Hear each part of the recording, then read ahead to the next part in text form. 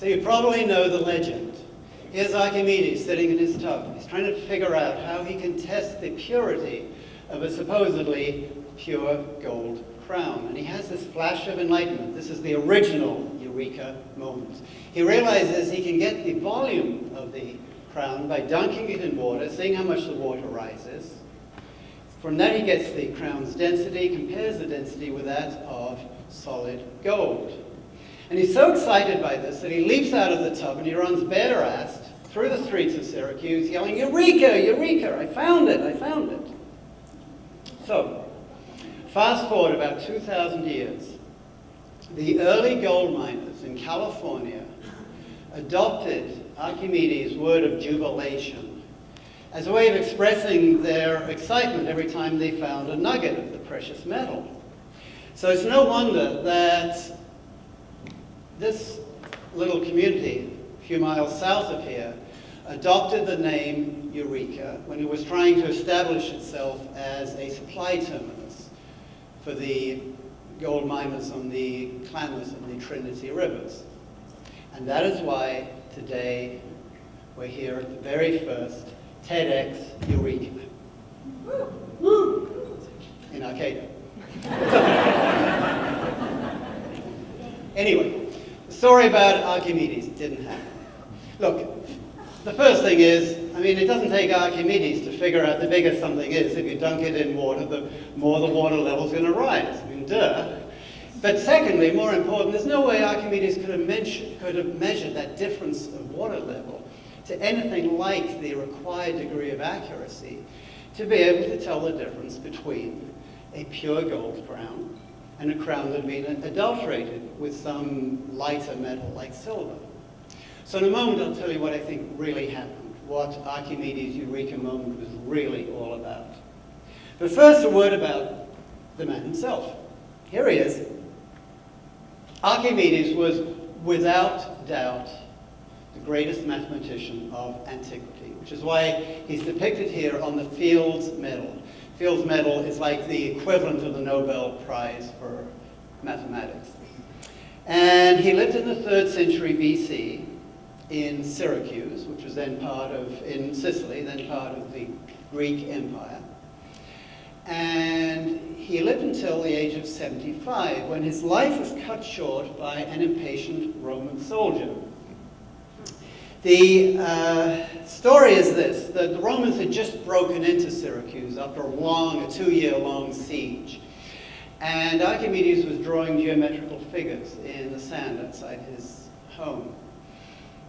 So the soldier starts engaging him, and Archimedes basically told him to shove off. Bad move. I guess you can be a genius and still be lacking in basic interpersonal skills.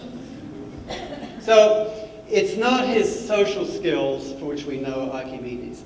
It's more the fact that he was both a brilliant mathematician and a brilliant inventor, a sort of cross between Albert Einstein and Thomas Edison.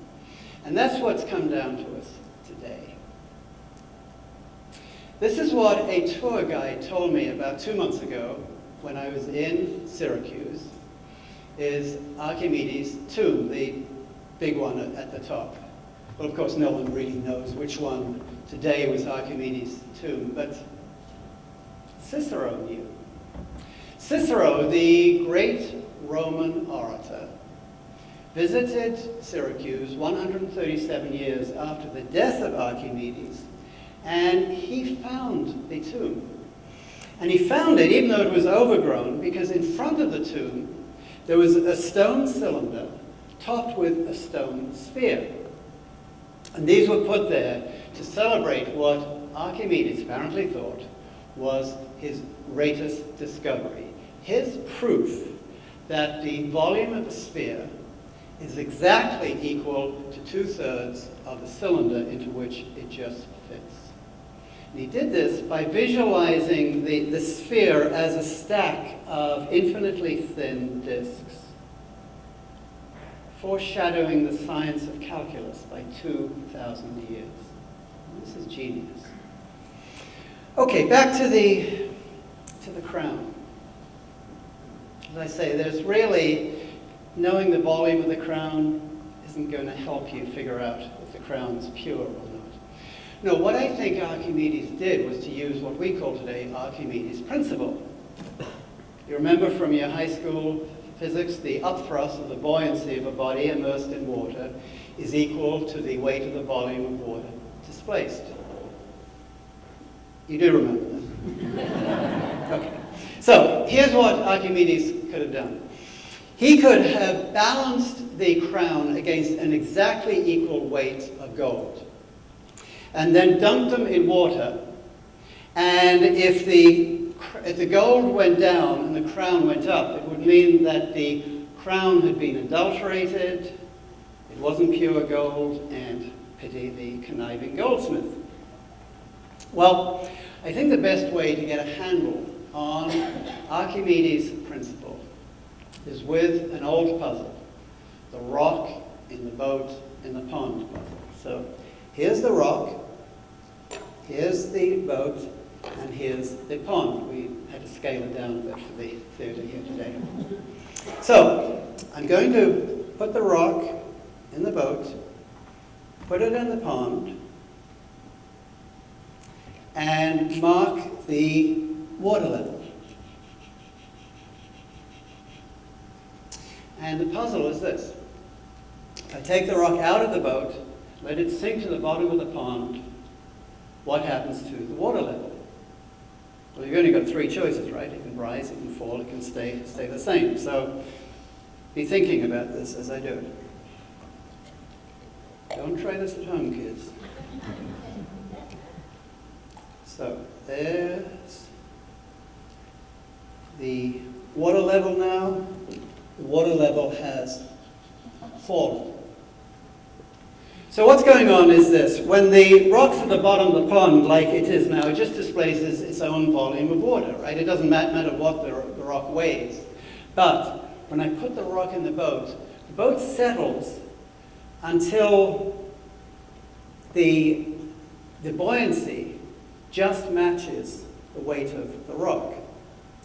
At which point, and this is Archimedes' principle, at which point the displacement is exactly the rock's weight of water. So the denser the rock, the more the displacement, the more you're going to see this change of level here, which is why I used the steel rock for the demonstration today. So this is the trick that I think would have given Archimedes the ability to figure out much more accurately than that old legend would suggest whether the crown was pure gold or whether it had been adulterated or not. So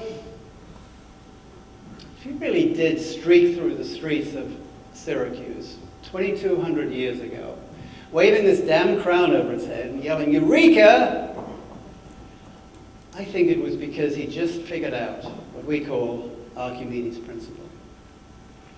So I hope you'll understand why I'm very proud to live in a city that isn't just the first person singular, perfect, indicative, active case of the Greek verb, meaning to find, but which celebrates, forgive me, a crowning achievement from one of the greatest minds of all time, Archimedes' Eureka moment.